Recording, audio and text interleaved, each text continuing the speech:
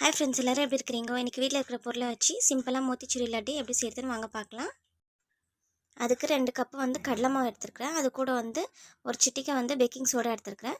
நம்ம கலருக்கோசரம் நான் கொஞ்சோண்டு ஃபுட் கலர் சேர்த்துருக்குறேன்.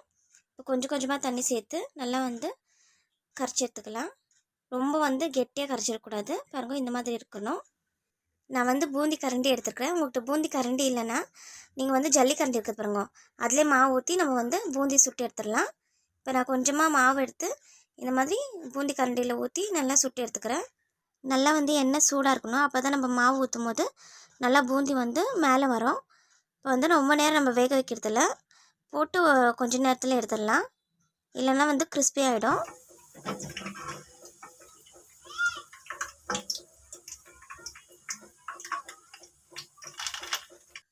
மீதி இருக்கிற மாவு கூட பூந்தி சுட்டு எடுத்துடலாம். நான் 2 கப்பு கடலை மாவு எடுத்துருக்கிறேன். எனக்கு இவ்வளோ பூந்தி கிடச்சிருக்குது. இப்போ மோத்திச்சூரி லட்டு பண்ணுறதுக்கு சக்கரை பாவு தயார் பண்ணிடலாம். அதுக்கு நான் 1.5 கப்பு சர்க்கரை எடுத்துருக்கிறேன். 1 கப்பு தண்ணி ஊற்றி நல்லா மிக்ஸ் பண்ணிக்கலாம், சர்க்கரை கரையிற வரைக்கும். ரெடி பண்ணி வச்சுக்கிற பூந்தியை மிக்ஸி ஜாரில் போட்டு நம்ம குறப்பாக அரைச்சிக்கலாம். ஏன்னா நான் சுட்டிருக்க பூந்தி கொஞ்சம் பெருசு பெருசாக இருக்குது. மோத்திச்சூரி லட்டு பண்ணுறதுக்கு பூந்தி கொஞ்சம் குட்டி குட்டியாக இருக்கணும். அப்போ தான் நல்லாயிருக்கும். பாருங்கள், நல்லா குறப்பாக அரைச்சிருக்கிறேன். இந்த மாதிரி இருக்கணும். அப்போ தான் லட்டு பிடிக்கிறதுக்கு ரொம்ப நல்லாயிருக்கும். இதே மாதிரி எல்லா பூந்தியும் அரைச்சி எடுத்துக்கலாம். பாருங்கள், எல்லா பூந்தியும் அரைச்சி எடுத்தாச்சு. இப்போ சக்கரை பாவும் ரெடி ஆயிடுச்சு. இது நல்லா அந்த பிசு பிசுப்பு தனமாக இருக்குதான்னு சொல்லிட்டு பார்க்குறேன் நான். இப்போ நம்ம ரெடி பண்ணி வச்சுக்கிற பூந்தியை சக்கரை பாகில் சேர்த்துடலாம்.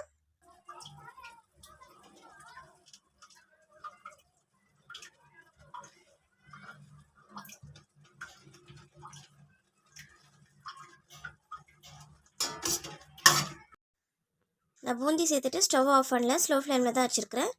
இப்போ நல்லா மிக்ஸ் பண்ணிக்கலாம். இப்போ ஸ்டவ் ஆஃப் பண்ணிவிட்டு ஏலக்காய் பொடி பண்ணி எடுத்து வச்சுருக்கேன். அதை சேர்த்துட்டு நல்லா மிக்ஸ் பண்ணிக்கலாம். மிக்ஸ் பண்ணிவிட்டு நம்ம மூடி போட்டு கொஞ்ச நேரம் விட்டுறலாம். அப்போ தான் அந்த சுகரில் பூந்தியில் இறங்கி அப்போ தான் லட்டு பிடிக்கிற மாதிரி இருக்கும். இப்போ சைடில் ஒரு பேன் வச்சுட்டு கொஞ்சமாக நெய் சேர்த்துக்கிறேன்.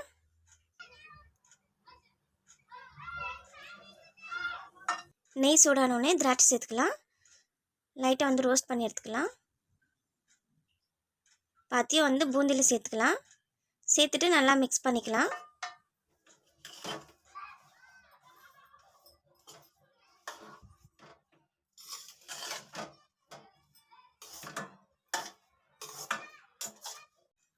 கை பொறுக்கிற அளவுக்கு சூடு இருந்துச்சுன்னா நம்ம இப்போ லட்டு பிடிச்சிடலாம்.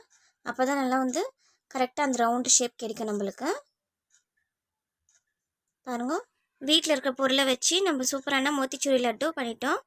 நீங்களும் உங்கள் வீட்டில் ட்ரை பண்ணி பாருங்கள். நம்ம கடையில் வாங்கி கொடுக்கறதோட வீட்டில் செஞ்சு கொடுத்துக்கோம், அவ்வளோ டேஸ்ட்டாக இருக்கும். குழந்தைங்களும் நல்லா விரும்பி சாப்பிடுவாங்க. இந்த வீடியோ உங்களுக்கு பிடிச்சிருந்தா மறக்காமல் லைக் பண்ணுங்கள், ஷேர் பண்ணுங்கள், சப்ஸ்கிரைப் பண்ணுங்கள். பக்கத்தில் இருக்க பெல் பட்டனை கிளிக் பண்ணுங்கள், ஆளுங்கிற ஆப்ஷனை கிளிக் பண்ணுங்கள். அப்போ தான் நான் புது புது வீடியோஸ் போடும்போது உங்களுக்கு நோட்டிஃபிகேஷன் வரும். பாய்.